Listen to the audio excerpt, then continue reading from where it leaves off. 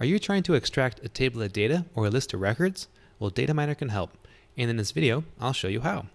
At first, I'll quickly go through 3 methods of how you can extract this data, and then later in the video, I'll go through those 3 methods again with a little bit more detail so you can follow along, but then you can also pause as you need. So let's go ahead and get started. First is going to be right-click Get Similar.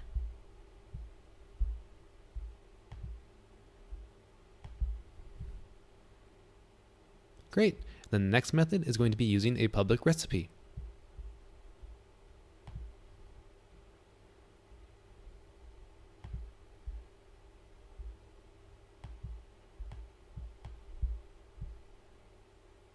Finally, in the third method, we'll be creating a new recipe.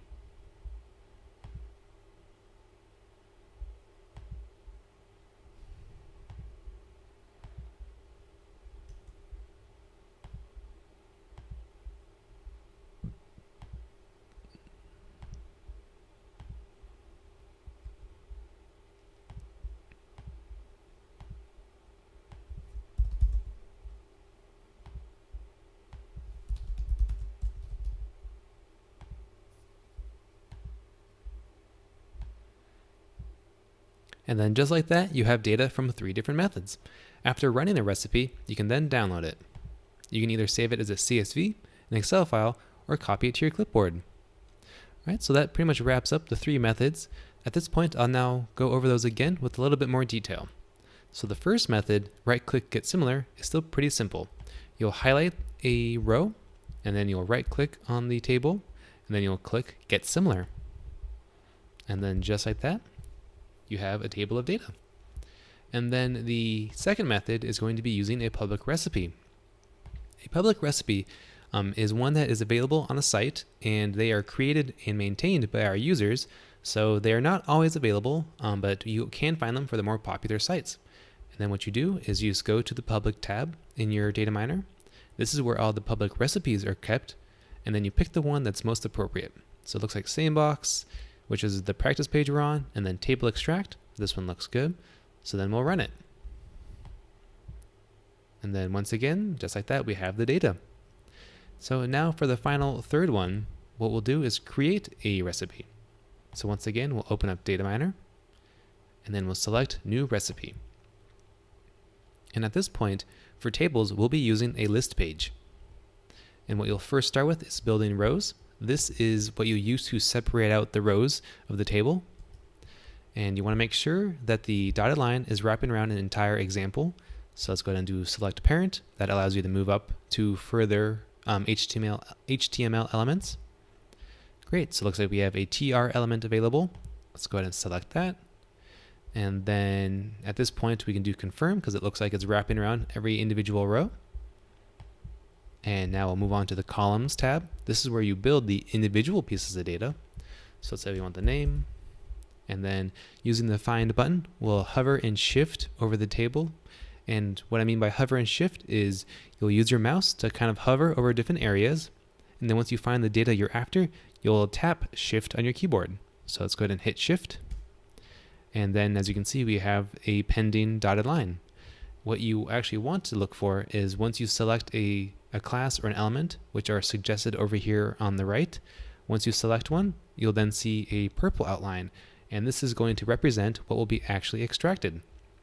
So the purple is kind of like your final result, and then the dotted line is kind of what's currently pending and what you're focused on. So as you can see, we have multiple TDs available.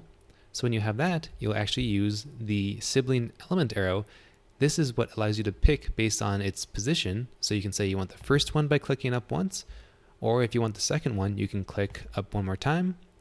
And then here, let me, so we can't see it at this moment, so I'll switch sides. And then once more, if we do one more arrow, we'll get to the third. But I want the first one, the name. So let's go back down, and I'll do confirm. So we can actually double check our work by clicking the little eyeball here on the top right. And as you can see, we're now getting the company names. We're also getting a blank row at the top because that's where the titles are. There are methods to get rid of that, and we will cover that in the more advanced recipe writing videos, which are further along in the help documents. But for now, I think that's okay. All right, so let's go ahead and build the additional rows. I'm going to, I guess I can leave it on this side. Up here, we have the ability to either expand it or switch sides with the back and forth arrow. Just a quick note about that. And then what we'll do is build a second column. So this one is the date, find, we'll hover and shift, select the TD. Now I want the second one. So I'll click the arrow twice, I'll confirm, double check my work. That looks good. And let's do the final third one. So this one is price. And once again, we'll do find, hover and shift, and now select TD, and we'll click up 3 times. Great, so now we have the price.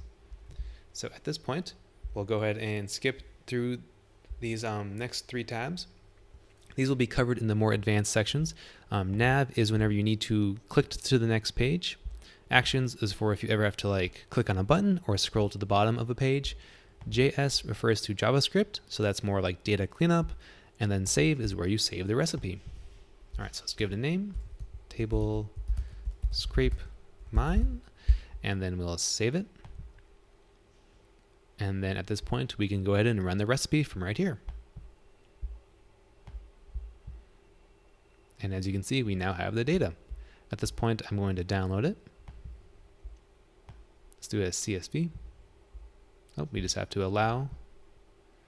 And then I'll save. Now we can go ahead and open it.